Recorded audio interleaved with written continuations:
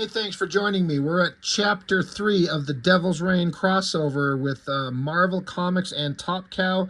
This one, as obviously shown by the cover, is Ghost Rider and Ballistic.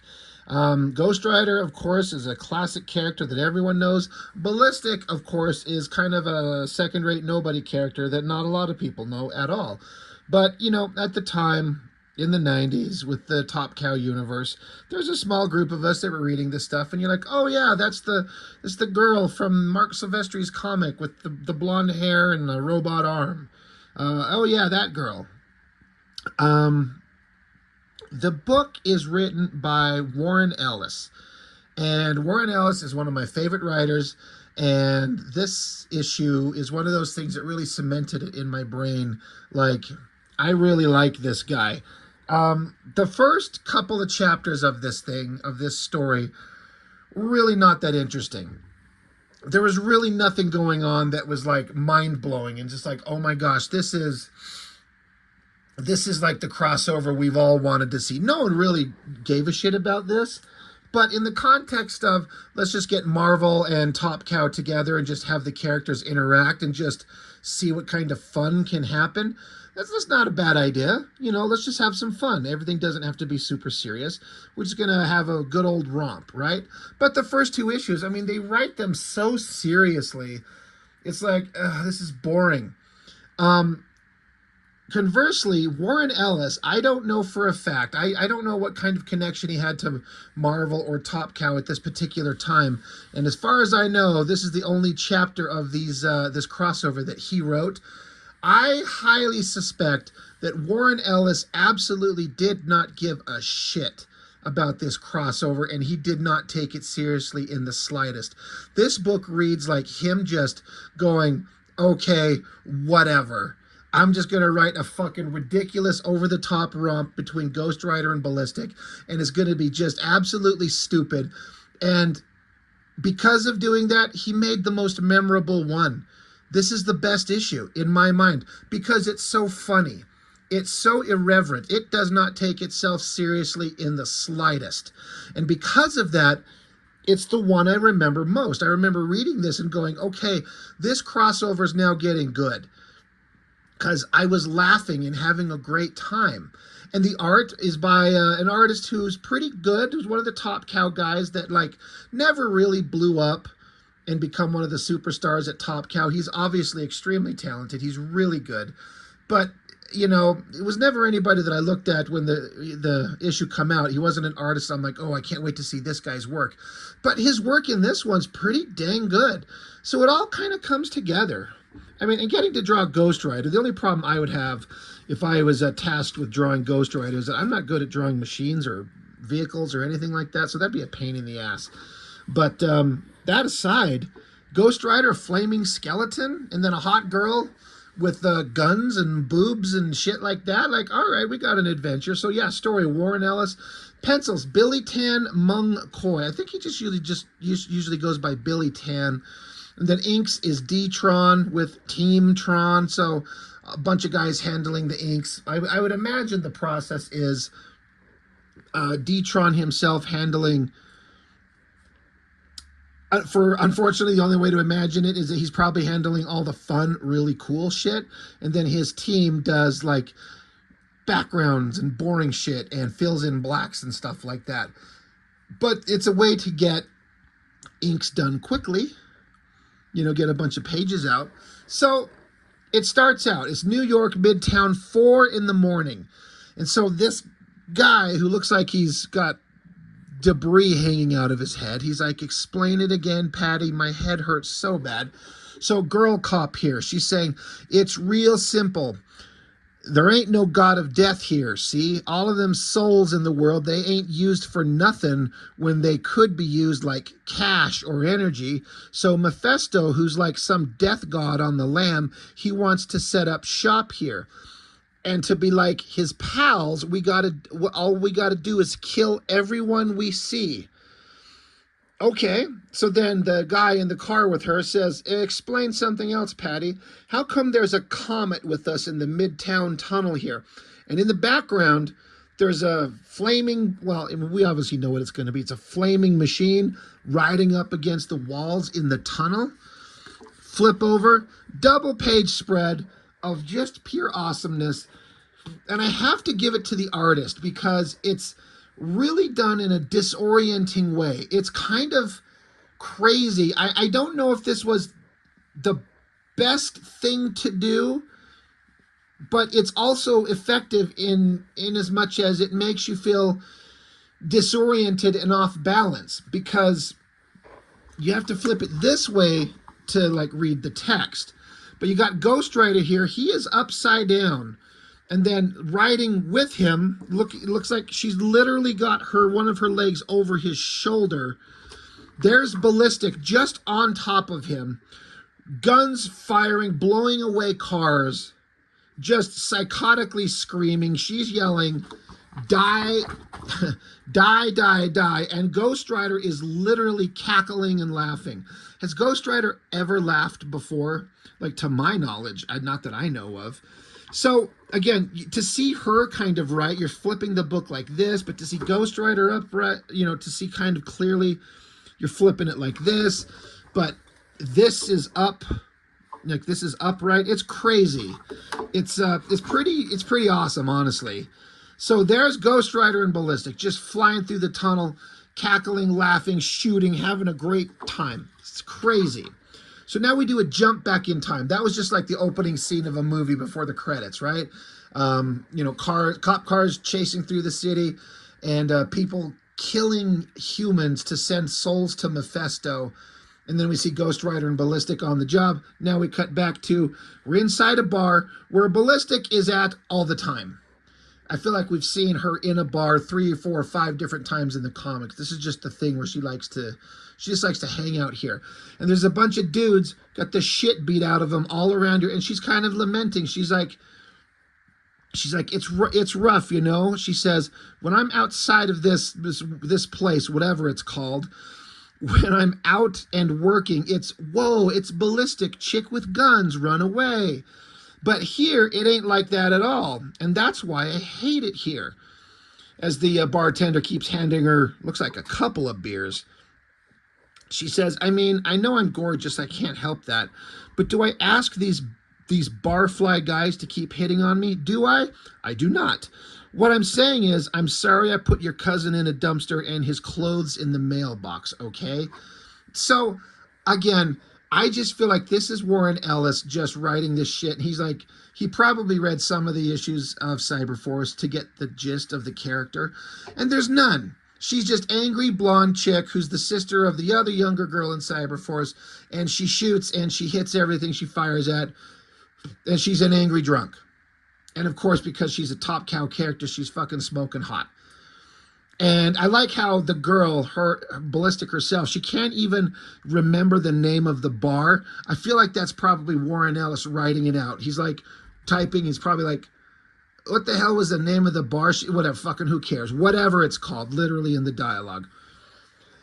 So the bartender's like, hey, I'm sorry about all that shit. You know, sorry that's happening to you. These beers are on me. She's like, oh, you're a good man. So she's sitting there chugging her beers, and there's a couple of lines of dialogue in this bar scene coming up that I laughed out loud several times when I first read this book, and I still think they're funny today. Again, because Warren Ellis has a sense of humor, and again, it just feels like he is not taking this seriously. This is just a joke to him. I swear it just feels like it is. So she's at the bar, and she's got a bunch of guys whose asses are beat behind her. And she's like, I wish people would just leave me alone.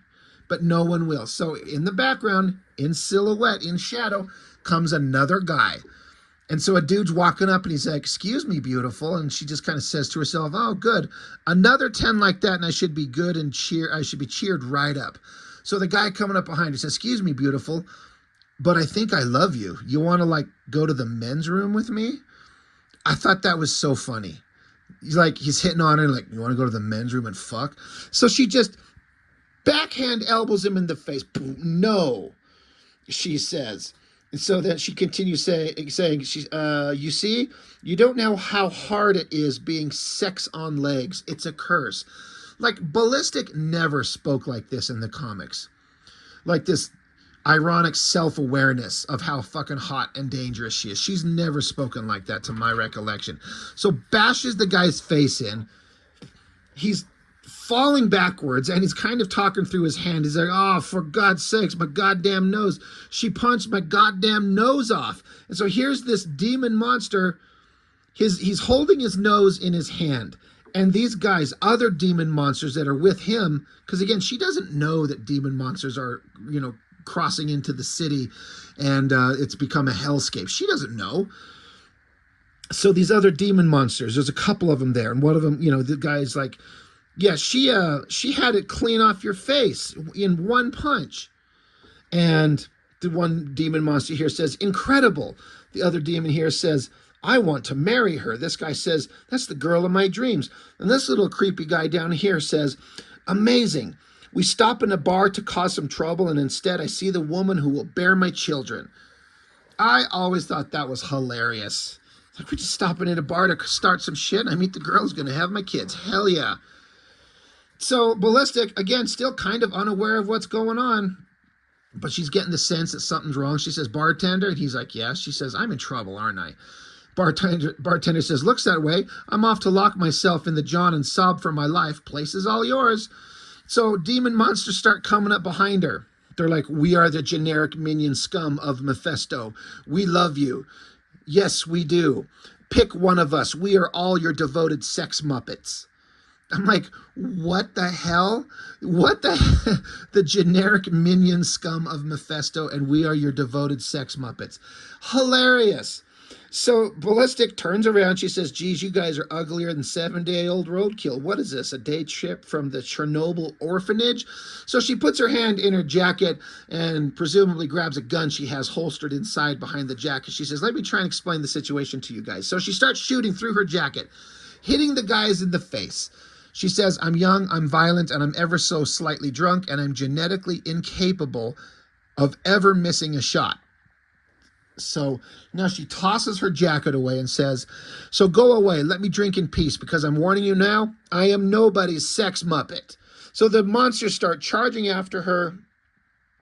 One of them says, you know, if we pull her to pieces, we could each marry a bit of her. Like, all right, that's a good plan. Let's do that. So great shot of her up on the countertop of the bar, just shooting all the monsters, blowing holes in them nonstop. She slips off the bar, falls behind it, keeps shooting, and then suddenly stops. And the monsters, they can't see her because she fell on the other side of the bar. They're like, she's gone quiet. You think she's unconscious? I think that'd be the one thing that might stop her from shooting people. And then suddenly from behind the bar, massive energy burst, some kind of like laser blast, blow through the bar, zapping every demon monster in the bar. And so they're kind of yelling and screaming. One of them says, I know, what a wonderful lady, blah, screams. One guy says, my legs. The other guy says, the bits that's sort of near my legs. So Ballistic stands up, holding out her big cybernetic arm, holding like a freaking Star Trek phaser. She says, where's the one who called me a wonderful lady? I want to kill him twice.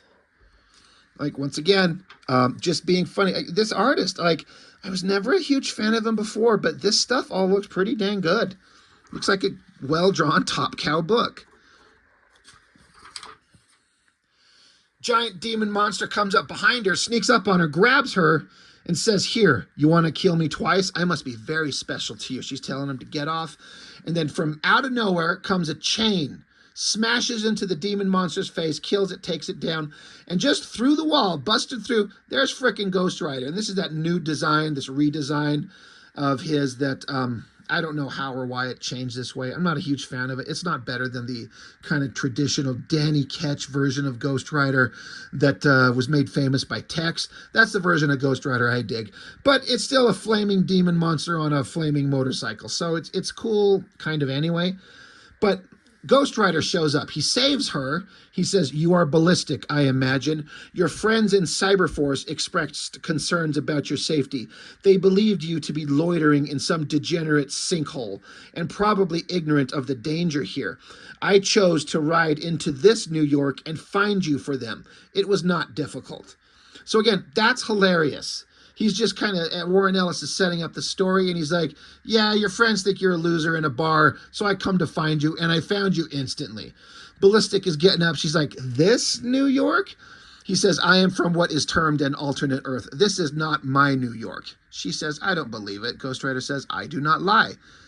She says, there's no way you just came into town just to look for me. You don't look like my type. Not that I know lots of people who ride around with their heads on fire, but Ghost Rider says, the creatures that has wrought this horror is from my alternate world, a monster named Mephisto. He has caused suffering and murder. There must be vengeance. My vengeance. So she's like, okay, right. Let's me and you get some altitude and take a look at this horror you're gibbering about. She says that as she gets a cigarette and lights her smoke on the flames coming off Ghost Rider's head. Again, not taking this serious. This is super funny.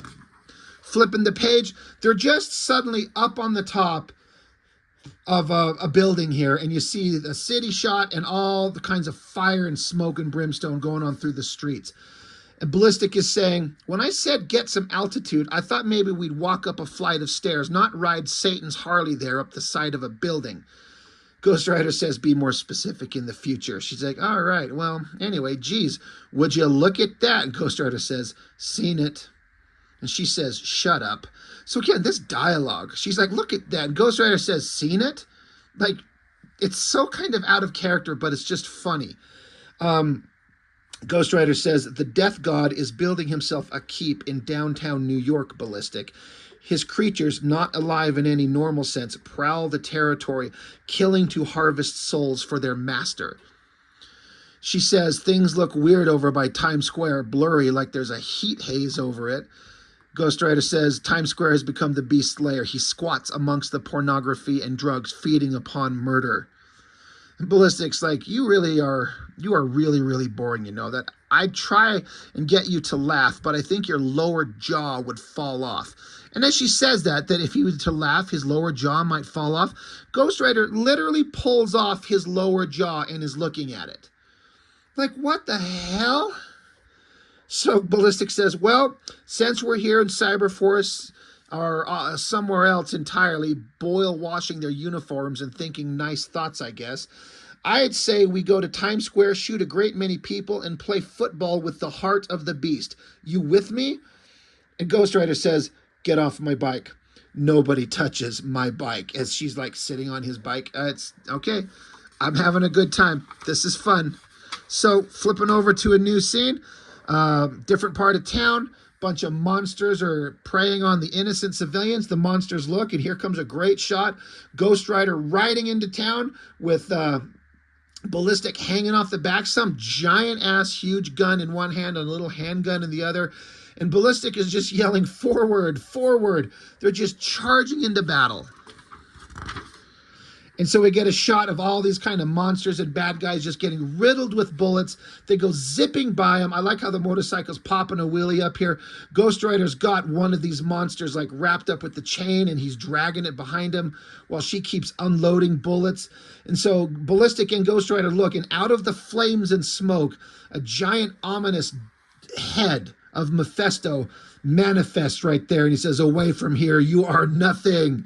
And it's pretty scary and kind of ominous. Like that would be terrifying to see. So now Ballistic is yelling, backwards, backwards.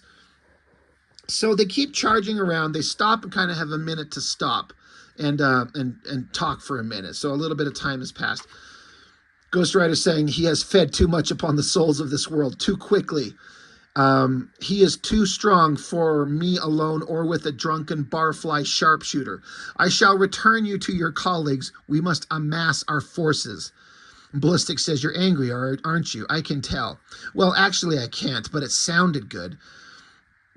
So I guess they're leaping through the air because in the background, they're way high in the sky. And Ballistic says, hey, I see something. Stop this thing. And Ghost Rider says, now? She says, well, wait until we land on a rooftop then. So they land, they look at some cars, and they look down, and Ghost Rider's like, it must be more of Mephisto's minions. That's a lot of M's. It must be more of Mephisto's minions. They head for the Midtown Tunnel, heading uptown to harvest new souls for Mephisto. They want to kill all of Manhattan. So awesome shot of Ballistic standing there, hair blowing in the wind, beautiful face, giant boobs hanging out, holding a massive gun, which credit to the artist for taking the time to draw the gun exactly correctly. That looks awesome. And Ballistic is now saying, now that's more my speed. So now we cut back to right at the beginning of the comic with that double page spread. Here is that same image shrunken down to fit in the page. So reutilize it. Why not? It brings us back up to speed from the beginning of the book. They're firing, blowing away cars, just riddling full of bullets. The cars are turning, crashing, flipping around.